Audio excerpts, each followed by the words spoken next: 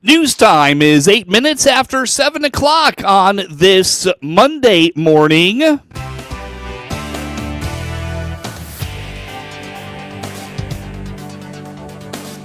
Top of the morning from the newsroom of Regional Radio and DeWittDailyNews.com. I'm Seth Lawrence with this expanded 7 o'clock newscast brought to you by Baum Chevrolet Buick in Clinton, your Silverado headquarters. And we stream to Facebook and YouTube, brought to you by Peterson Insurance, your Pekin Insurance agent in Clinton.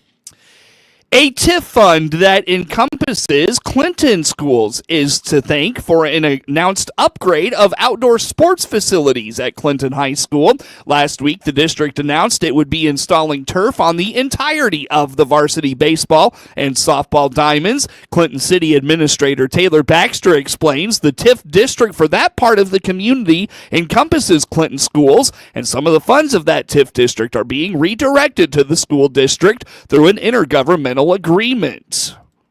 Very excited for this one, Seth. We have a TIF district, and for those that don't know, well, we actually have two, but this one's getting ready to expire.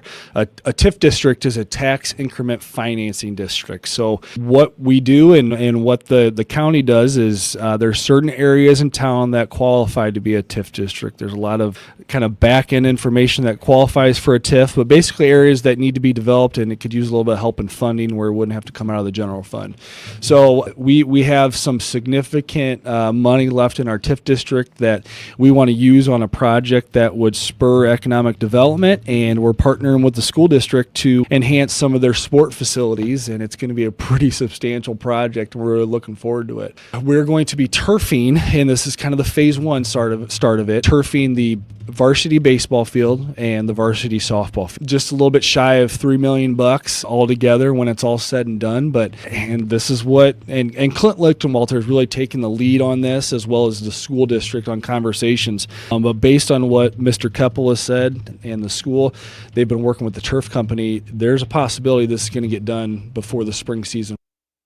Clinton School Superintendent Drew Goebel is very excited about this opportunity and notes it was very much something that came out of nowhere for them. The district is amid a multi-phase facilities improvement plan focused on, right now, the football field. It was unexpected. Yeah, I do have a facilities plan, but when we did the football field and the track, we did all that without depleting our reserves, without raising taxes. We were able to do all that, and that was important to me as we, several years back when we started talking about the turf football field, that was one of the items that I was concerned about. We can do this, but I don't want to raise taxes, and I don't want to deplete our reserves. So we did that successfully. So I knew then that we did not have the funds to do a turf baseball field and softball field. We just didn't have it without going down that direction. I didn't want to go. So when the city came to the school district, I was excited, but we would not be able to have these facilities without the city providing us this revenue. Clinton School's athletic director, Matt Keppel, is very excited about this opportunity and believes it's another example of Clinton putting itself on the map for top-notch facilities in the area. You've heard that expression, the accelerator. I mean, let's be honest, the accelerator is on the floor right now. I mean, we just got done with phase one of the football facility. We're starting phase two of the football tracks facility in January with the sidewalks and the new bleachers. And now we've just kind of jumped over that fence, and here we are doing the baseball and softball fields as well. So we've got a great partnership with ATG. They're great to work with. We've already got things rolling. The accelerator's down, and we're going. And the old expression, strike while the iron's hot, right?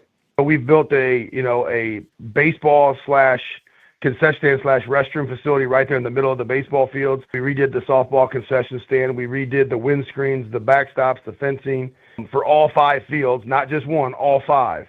When I got here, the field's fencings were in pretty bad shape. They were starting to curl on the edges, and we made an avid program. We wanted to make sure our things were upgraded, nice, and that our kids in our community had a place to play.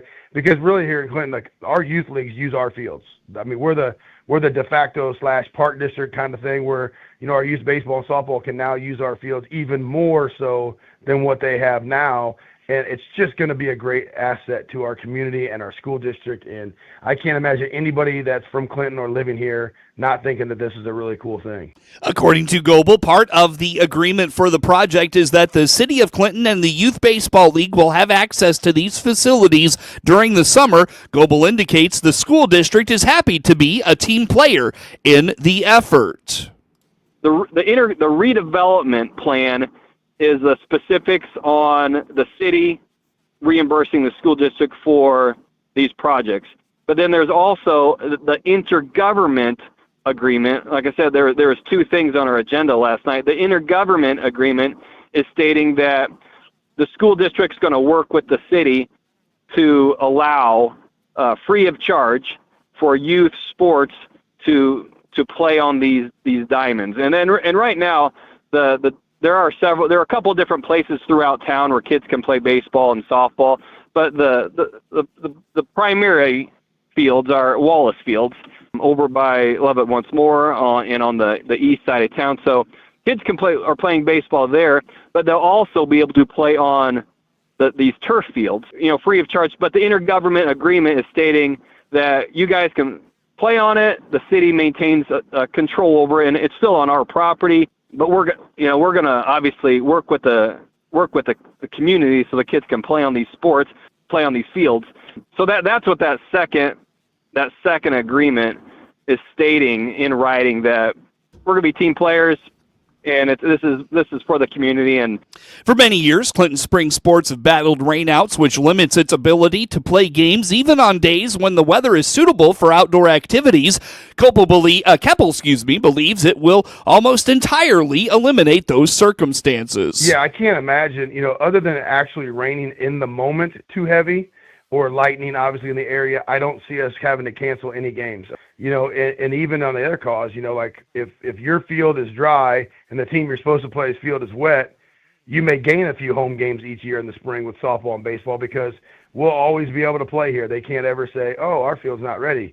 Our field will be ready 24/7, 365 days a year for baseball and softball. And, it's just going to be a game changer for our entire community. I tell you all the time that, this is a destination spot, and we're just kind of proving that. We're going to upgrade our facilities, and our town is going to be able to be the benefactor of those things, along with all of our kids that are be coming up from here on out. According to Goebel, this will be another two-phase project because after the baseball and softball seasons this coming summer are over, the second phase will turf just the infields of the JV and baseball fields. The same company that did our football fields, ATG, will be doing our baseball fields, and ATG did Monticello's fields, and they're a great company to work with. And like I said, we just did the project with the football field very recently, and that worked out great.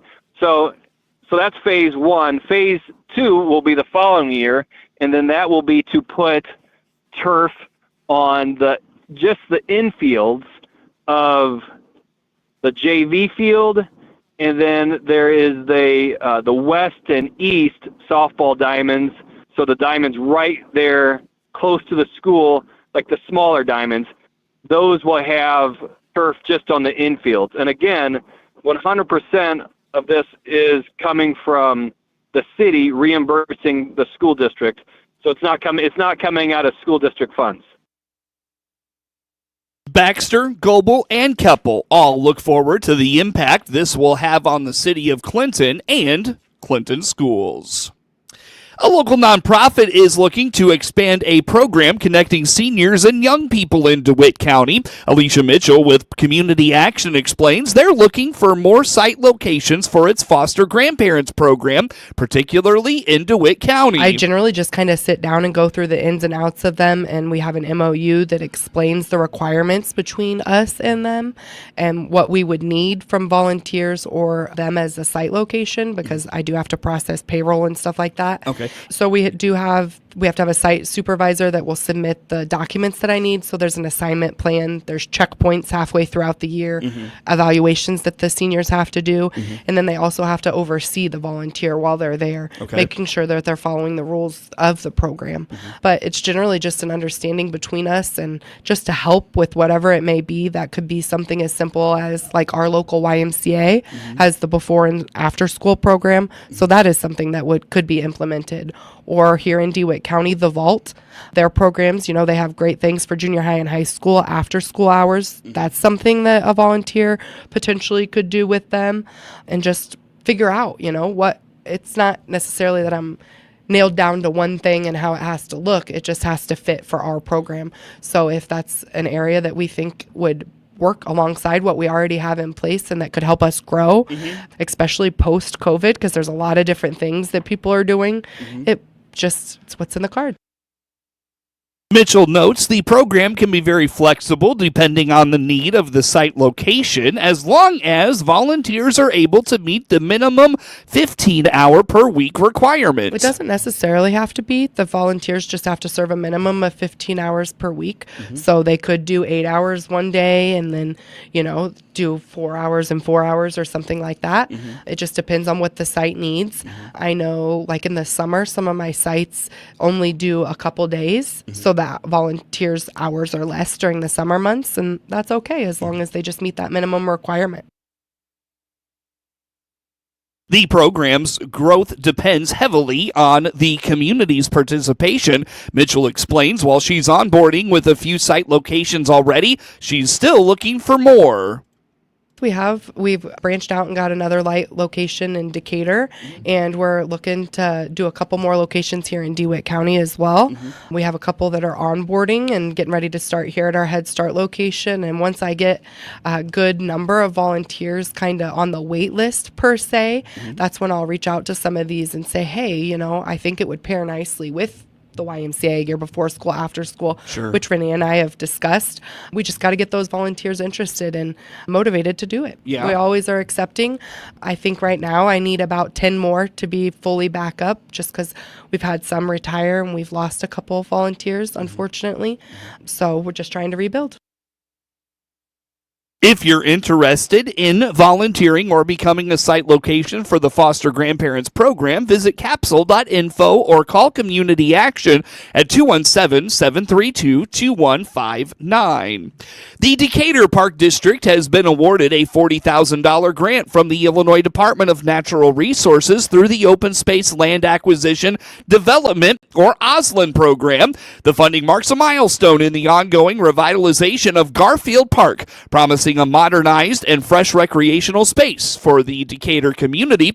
The grant will support several enhancements to the park, including state-of-the-art playground equipment, centralized parking, adult and child-sized basketball courts, an additional pavilion, upgraded restroom facilities, and improved security with the installation of cameras. One of the standout features will be an interactive ball wall designed for foster teamwork and develop sports skills.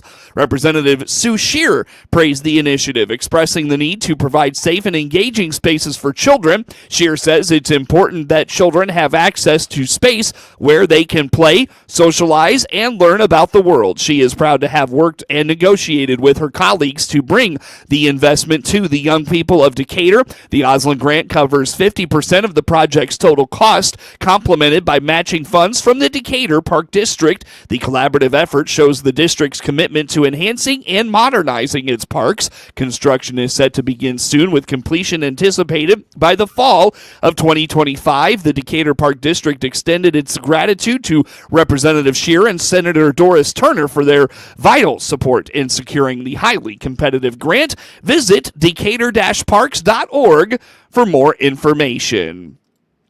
Social Security offers short informational audio clips for the public on a variety of topics. Jack Myers with Social Security indicates a recent episode of SSA Talks covers the subject of benefits for children. If you have or know a child who has experienced the death of a parent or who has a significant disability and whose family has low-income Social Security or SSI benefits, could make a tremendous difference in their life. Yeah, that's what I call it. That's the the closest thing that I can kind of relate it to. Basically, if you go to our website, go to ssa.gov and scroll down to what we call the Communications Corner. So that's what you're going to look for, ssa.gov, scroll down, Communications Corner, and then once you're on the Communications Corner page, you're going to see things like our press releases, our blog, but you'll also see something that says Audio Series. So if you click on that, you'll get all of our episodes, and we don't have a ton of them. We've got the 5th one I want to highlight today, and then the 6th one actually just came out recently too. But they're conversations with people from our agency about a variety of topics. And the one I felt like I really wanted to highlight this morning was one called Benefits for Children. I think it's great. I think it really is a must listen for parents or guardians of children who have lost a parent, because it just kind of covers what those children might be eligible for. If you know a child who's experienced the death of a parent or who has a significant disability and whose family has low income, Social Security or SSI benefits could really make a big difference in the life of that child. It could provide some financial security that maybe otherwise be lacking. So this episode of SSA Talks is going to dive into that a little bit. It's only an 11-minute listen, so it's not overly cumbersome, but it's going to really give you some good ideas of what your child, whether it's your own biological child or a child that you're caring for because of the loss of a parent, it's going to give you an idea of what that child might be eligible for. Myers equates Social Security payroll taxes to life insurance because as you work and pay into your system, you're paying for the benefits of your minor or disabled adult children to receive if you die. However, he notes you don't have to die for children to be eligible for benefits on your record. If we're talking about survivor benefits for a child, that is going to typically be referencing below the age of 18. Okay. But it's not limited to that, because if a child has a deceased parent and they turn 18 but they're still a full-time high school student, that survivor benefit can continue up until age 19 or until the point that they graduate from high school. So, whichever comes first. So that could continue. And then there's also the possibility of what we call a disabled adult child. So if at the age of 18 your child is getting a benefit on the record of a deceased parent, but they have a disability, you can apply for disabled adult children's benefits. And if they've not married and they've not really had an opportunity to work on their own because of a disability, that could continue really indefinitely as long as they meet the qualifications as that disabled adult child. If you have or know a child who has experienced the death of a parent or who has a significant disability and whose family has low income, listen to this episode of SSA Talks and contact Social Security to see if they may be eligible. SSA.gov or 800-772-1213 is how to get more information. 26 minutes after 7 o'clock on this Monday. More to come on the morning show.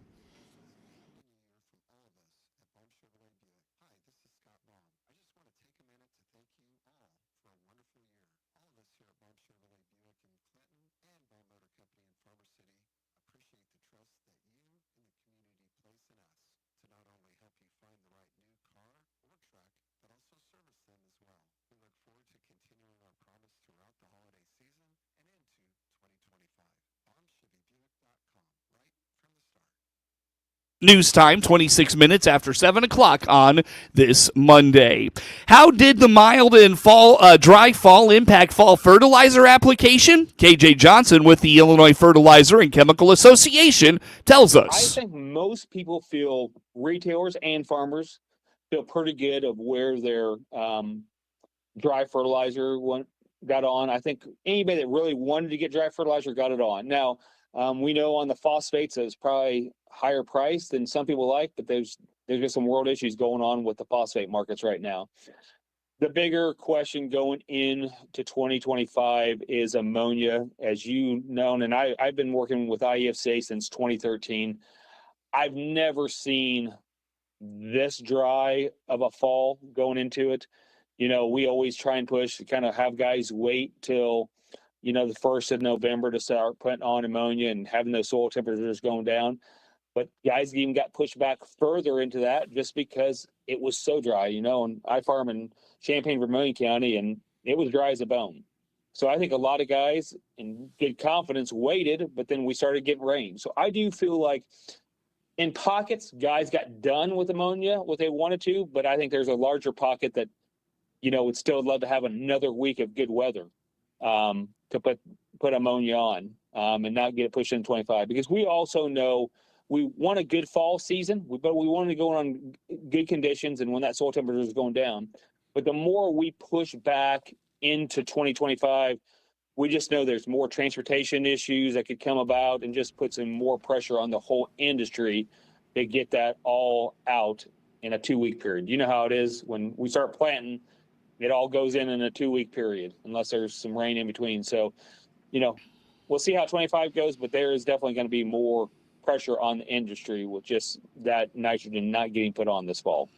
The Illinois Fertilizer Conference convention, Fertilizer and Chemical Association convention is January 21st through the 23rd in Peoria. Get more information at ifca.com. Growth continues with middle school FFA programs. There's more room for more, says John Edgar, Assistant Executive Director of the Illinois FFA Center. There's really a lot of energy surrounding that, Jim, and we're excited to continue providing additional opportunities for middle school students. At the state level, we're offering a few divisions of our state contests to allow middle schoolers to attend, as well as some of these conferences. But a lot is happening at the local level as well, and there's a lot of invitational events to really get middle school students fired up and excited about FFA, and they're doing a great job with it. So we're excited to see where that goes. And I think the biggest determining factor right now is getting teachers in those classrooms. There's a strong demand for it, but needing the teachers to fill those positions to continue expanding middle school. In total, there are now 42,815 FFA members in Illinois. News brought to you by Baum Chevrolet Buick. We stream to Facebook and YouTube. Brought to you by Peterson Insurance. Network News is now.